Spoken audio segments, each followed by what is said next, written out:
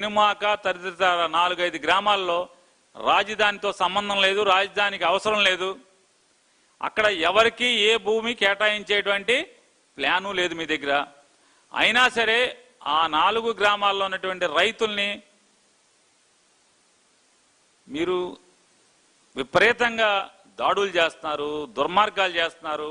అధికార మదంతో అధికారాన్ని అడ్డం పెట్టుకుని అధికారాన్ని వారి మీద ఉక్కుపాదం మోపుతూ పోలీసులను అడ్డం పెట్టుకుని మీరు అనేక దుర్మార్గాలు చేస్తున్నారు. ఆఖరికి ఇవాళ ఉండవల్లిలో జనసేన అభిమానులు, కాపు కులస్తులు, వారికి చెందినటువంటి 8 ఎకరాల చిల్లర ఎటువంటి ముందస్తు చర్యలు నోటీసులు కానీ చెప్పకుండా అర్ధరాత్రి సాయంత్రం 6:30 చీకటి పడ్డాక 6:30-7 రివార్డు పాస్ చేశామని చెప్పి కాగితం తీసుకెళ్ళి గోడకు అతికిచ్చి పొద్దున్నే చీకటితో సూర్యుడు లెగంగానే ఒక 20-25 ప్రొక్లైన్లు, ఒక 200-300 మంది పోలీసులతో అక్కడ ఆ ఇంట్లో మొగదిక్కు లేనటువంటి ఆడ రైతుల్ని మీరు దుర్మార్గం చేస్తే, దాష్టికం చేస్తే, వాళ్ళ పొలాన్ని ధ్వంసం చేసి గుంజుకుని మీరు బలవంతంగా ఆక్రమిస్తే మీ టీవీలు చూపించవు, మీ పెంపుడు మంద చూపించదు, మీ పెంపుడు టీవీలు చూపించవు, పెంపుడు పేపర్లు రాయవు.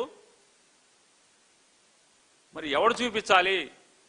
వాళ్ళ కన్నీటి గాథల్ని, ఆ రైతుల యొక్క కన్నీటి గాథల్ని, ఆ కష్టాలని వాళ్ళు చెప్తున్నారు. ఆడవాళ్ళు దుర్మార్గుడాన్ని నిన్ను నమ్ముకున్నావు, అనవసరంగా జగన్ నమ్ముకున్నావు పోయేది కదా అని చెప్పి వాళ్ళు ఏడుస్తున్నారు.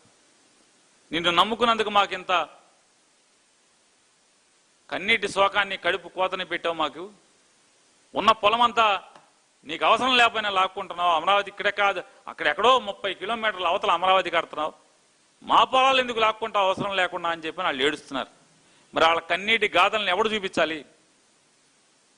నీ పెంపుడు టీవీలు చూపించకుండా, నీ పెంపుడు పేపర్లు రాయకుండా ఉంటే వాళ్ళ బాధని, వాళ్ళ గొంతుని ప్రపంచానికి ఎవరు చెప్పాలి? సోషల్ మీడియా తప్పితే వేరే దిక్కే ఉంది, వేరే మార్గం ఏముంది అని అడుగుతున్నాను. ఈ రాష్ట్రంలో ఇంకేం ప్రజల సమస్యలు లేవా? దాన్ని ఏం చర్చించరా మీరు? దాని గురించి ఏం చర్చించరా అని అడుగుతున్నాను. ఈ రాష్ట్రంలో రైతాంగం నీళ్ల కోసం, విత్తనాల కోసం, ఎరువుల కోసం తిప్పలు పడుతున్నారు. చంద్రబాబు నాయుడు గారు మంత్రిమండలిలో చర్చించలేదా? చర్చించరా మీరు? ఈ రాష్ట్రంలో మహిళలకి భద్రత కరువైంది, రోజు దాడులు జరుగుతున్నాయి, మానవ రూపంలో తిరుగుతున్నటువంటి మృగాలు చెరబడుతున్నారు, ప్రాణాలు కూడా నలిపేస్తున్నారు, ప్రాణాలను నులిమేస్తున్నారు. పట్టించుకోరా అని అడుగుతున్నాను. ఏం చేస్తారు? ఎంతసేపు వైసీపీని అణగడదొక్కడంలోనే పోలీసుని వాడతారా అని అడుగుతున్నాను. అసలు మీ క్యాబినెట్లో 2 ఏళ్లలో ప్రజాహితం కోసం ఒక్క నిర్ణయం అంటే ఒక్క నిర్ణయం జరిగిందా? ఎంతసేపు భూదేపుడి, భూపంజారం, ఆడికి భూమి, ఈడికి భూమి, ఇంకోటి భూమి, మామయ్యకి భూమి, అక్కయ్యకి భూమి, చెల్లికి భూమి, తోడల్లుడికి భూమి. జనం ఆస్తిని పంచిపెట్టమే కదా మీరు తీర్మానాలు చేసింది. ఏం జరిగింది అంటున్నాను. ఎవడికి ఒదిగింది? ఎవడికి ఒరిగింది? దమ్మిడి ఎవరికన్నా ఉపయోగం జరిగిందా? ఒక్కడికి ఉద్యోగం ఇచ్చారా మీరని అడుగుతున్నాను. ఒక్కడికి ఏమైనా ఉద్యోగ కల్పన చేశారా? సంవత్సరం జాబ్ క్యాలెండర్ లేకపోతే కాలర్ పట్టుకోండి అన్నాడు. అసలు మంగళగిరి వాళ్ళకి దొరకట్లా. ఇక మావులోడికి నిరుద్యోగులకి ఆలకేళ్ళకి ఎక్కడ దొరుకుతాడు కాలర్ పట్టుకుంటాకి. ఓటేసిన మంగళగిరి వాళ్ళకి దొరకట్లా. ఆర్భాటంగా మొదటి నెలలో మాత్రం దర్బార్ అన్నారు. అంబికా దర్బార్ అగరబత్తి మొదటి నెల లోకేష్ చూశాడు, రెండో నెల రాజేష్ చూశాడు, మూడో రోజు సాంబశివరావు చూశాడు, మూడో నెల, ఇక 4వ నెల నుంచి తలుపులు మూసారు. మా ఓటేసిన మంగళగిరి వాళ్ళకే దిక్కు లేదు. ఇంక ఎవడొచ్చి నిరుద్యోగులు వచ్చి కాలర్ పట్టుకుంటారండి. ఎక్కడ పట్టుకుంటారు? చుట్టూ పోలీసులు ఉంటారు. ఎక్స్ ఆర్మీ వాళ్ళు ఒక 40 మందిను, మామూలు పోలీసులు ఒక 100 మంది లోకేష్ దగ్గరికి వెళ్ళాలంటే ఎవరిని పట్టుకుంటారు? ఎక్కడ పట్టుకుంటారు? అయితే విమానాల్లో లేకపోతే హెలికాప్టర్లో, స్పెషల్ ఫ్లైట్లో ఫోటో ఉంది మళ్ళీ మామూలుగా ఎక్కడికి వెళ్తున్నాడు అసలు మామూలుగా బేభత్సం బ్రహ్మాండంగా ఉంది అసలు అది ఫ్లైట్లో సీటు ఫోటో పెట్టాడు ఆయన ఎక్కడో చూడండి ఒకసారి ఇలా మూసేలో పన్న చూపించండి ఒకసారి లోకేష్ గారి సరదాలు మామూలుగా ఆయన జల్సాలు చూద్దాం ఒకసారి ఒక మంచి నిర్ణయం చేశారా అంటున్నా ఇప్పుడు దాకా ప్రజల కోసం ఆలోచించరా ప్రజాహితం కోసం ఆలోచన చేసి అసలు ఒక్క నిర్ణయం అన్న తీసుకున్నారా మీరు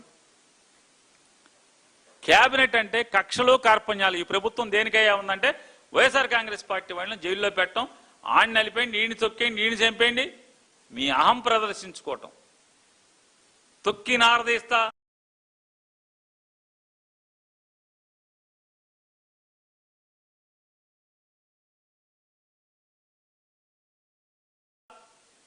పడిందా వినపడిందా అని అడుగుతున్నాను తప్పుడు కేసులు కడుతున్నాను తప్పుడు కేసులు కక్ష సాధింపులు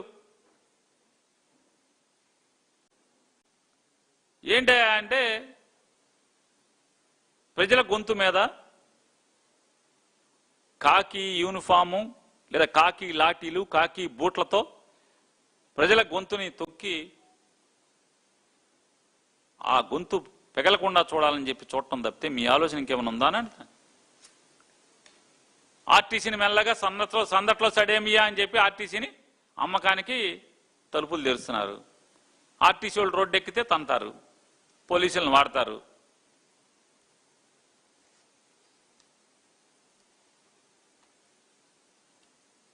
అంటే మీకు ఏంటయ్యా నారా చంద్రబాబు నాయుడు గారు మీ ప్రస్తుతం మీ తృష్ణంతా ఏంటంటే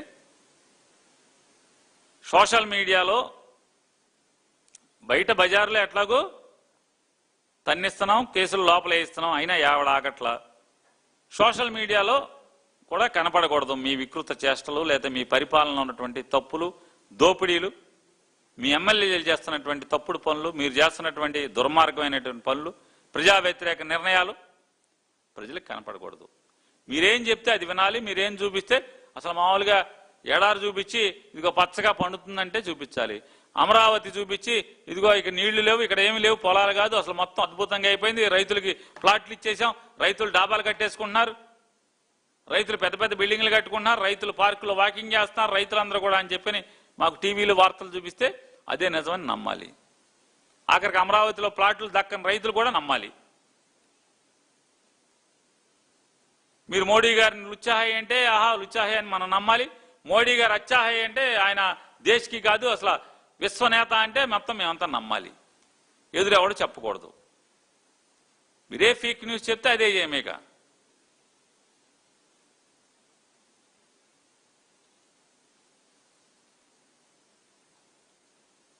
విజయవాడలో లాకప్ డెత్ జరిగింది ఆ లాకప్ డెత్తో దాన్ని కప్పెడదామని చూశారు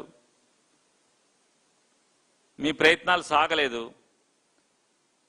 సోషల్ మీడియా యూట్యూబ్ ఛానల్స్ మీ బతుకుని బజారుని పడేసినాయి మొత్తం మిమ్మల్ని వివస్త్రం చేసి మిమ్మల్ని మీ దాష్టికాలని నగ్నంగా సమాజానికి చూపించినాయి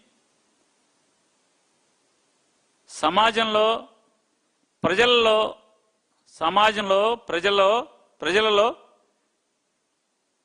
చంద్రబాబు నాయుడు గారి ప్రభుత్వం పట్ల నమ్మకం పోయిందనేటువంటి బాధ లేదు దాని గురించి బెంగలేదు ఈ విజయవాడ లాకప్ డెత్ కేసులతో పోలీసులు వెనకడిగేస్తున్నట్టుగా అనుమానం వచ్చింది ఎందుకని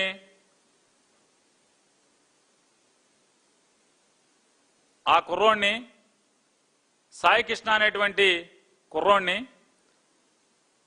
ఎందుకు రౌడీ అంటే కోర్టు వారెంట్లు ఉన్నా కూడా నాన్ బెయిలబుల్ వారెంట్లు ఉన్నా కూడా ఎందుకు అరెస్ట్ చేయలేదు సమాధానం ఏళ్ల తరబడి 2 ఏళ్ల నుంచి నాన్ బెయిలబుల్ వారెంట్లు ఉంటే ఎందుకు అరెస్ట్ చేయలేదు సమాధానం చెప్పరు